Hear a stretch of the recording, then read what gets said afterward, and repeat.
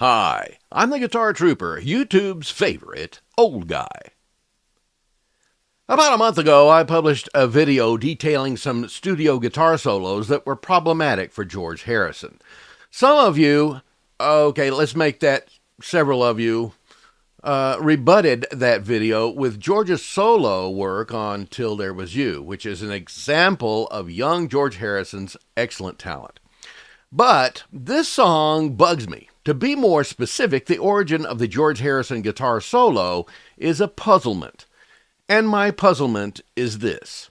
Is it really plausible that George Harrison developed on his own that beautifully played melodic guitar solo in 1961 after Paul had done the arrangement in isolation and presented it to the band?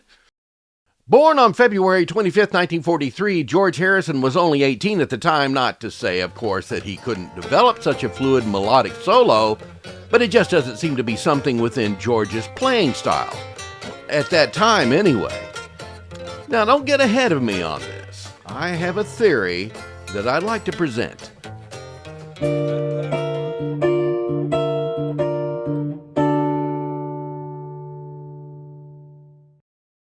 Before I start, let's get one conspiracy theory out of the way.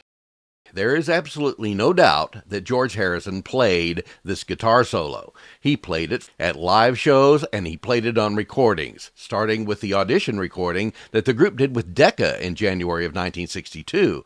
And he played it exactly the same way every time that I've heard it on a recording, regardless of whether it was live or in a studio. The first attempt at EMI to record the song was on Thursday, the 18th of July, 1963. Using an acoustic motif, it was the last song attempted at approximately 10 p.m. and absorbed 3 takes, only 2 of them being complete, and subsequently none of them judged adequate. On Tuesday, the 30th of July, another session was booked, and part of it in the early evening was to re-record Till There Was You.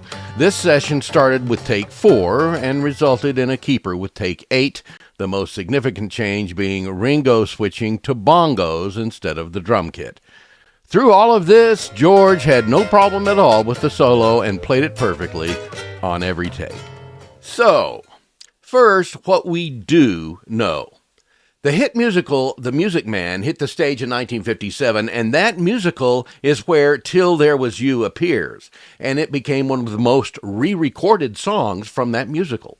It made it to the top 40 for Anita Bryant in 1959, and then there were at least 7 other recordings, including one by Peggy Lee, released in March of 1961.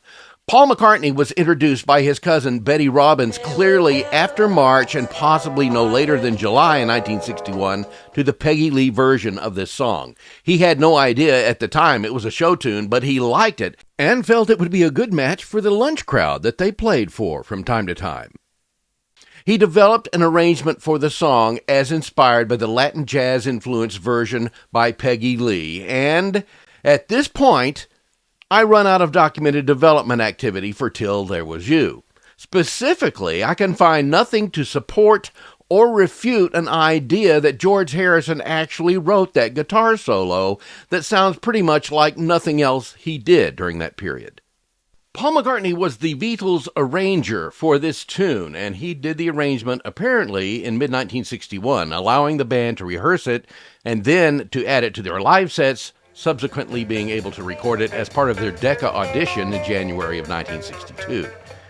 Now, the really hypothetical part, my opinion of what may have happened based upon my hypothesis that George Harrison didn't actually write the solo. The melodic flow of that solo is easily attributable to Paul McCartney, even at that early age. Remember that up until the spring of '61, when Stu Sutcliffe quit as bass player, Paul played guitar with the group. Since Paul was the guitarist and the arranger, and knowing his personality and musical instincts, it seems quite likely to me that he was the one that wrote the guitar solo and then taught it to his close friend George Harrison. Given that scenario, it is also quite plausible to see George Harrison learning the solo note for note and committing it to memory so that he can duplicate it flawlessly every single time the song is performed. As I said, I can find nothing to either support or refute this hypothesis, so what I presented here is admittedly unfounded. And of course, if you firmly believe that George Harrison did indeed write this solo, then the discussion is moot from the start. This video, therefore, is an appeal for an opinion. Let me know what you think, and also let me know if you know of any specific information about the development timeline for the song and the origin of that solo. I can't find anything in my books, nor does there appear to be any kind of detail available about it on the web. Thanks a lot for watching.